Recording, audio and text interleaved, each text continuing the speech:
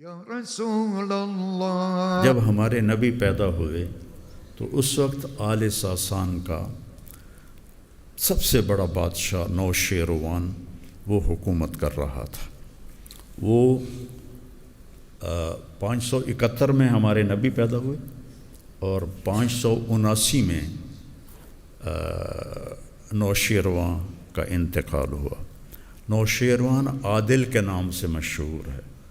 48 برس اس نے حکومت کی۔ یہ جو نوشیرہ ہے یہ جب ٹیکسلا پہ کپت خاندان کی حکومت تھی تو اسے ویشیوں نے برباد کر دیا تھا، تو اس نے ٹیکسلا پہ حملہ کیا، پشاور تک فتح کیا اور نوشہرہ کا شہر آباد کیا۔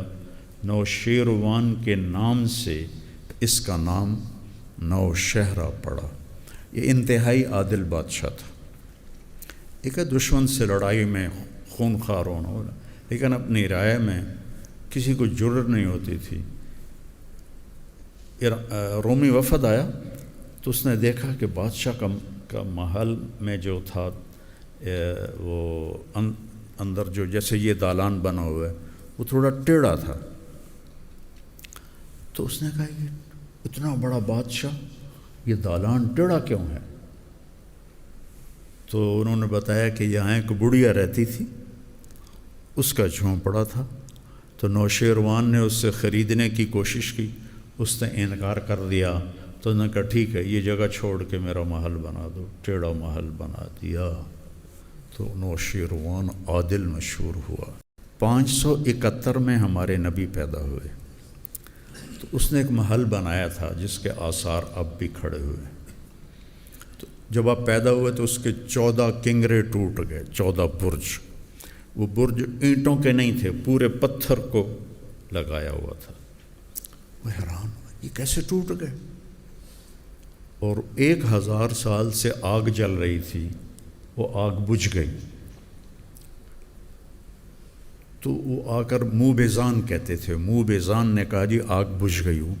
پھر اور خوف پیدا ہو گیا کہ آگ کیسے بجھ گئی، یہ کیسے ٹوٹ گیا؟ تو اس نے کہا کوئی آسمانی کتابوں کا عالم بلاؤ۔ تو حیرہ میں ایک پادری تھے عبد المسیح، ان کو بلایا۔ اس نے کہا جی میرا ماموں ہے، شام میں رہتا ہے، وہ مجھ سے زیادہ جانتا ہے، میں اس کے پاس جاتا ہوں۔ اس کا نام تھا ستیح۔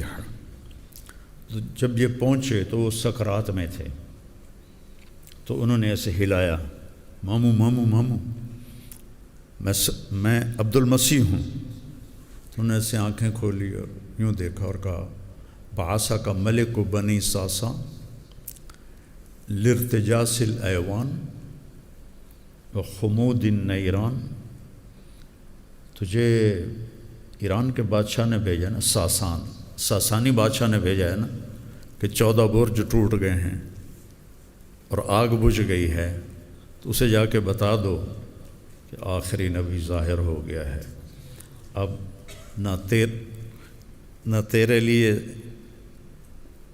ساسان میں کوئی جگہ ہے اور نہ میرے لیے شام میں کوئی جگہ ہے، اب اس نبی کا ڈنکا بجے گا۔ دیجا ایام کی تلخی کو بھی ہنس کے ناصر، غم کو سہنے میں بھی قدرت نے مزہ رکھا۔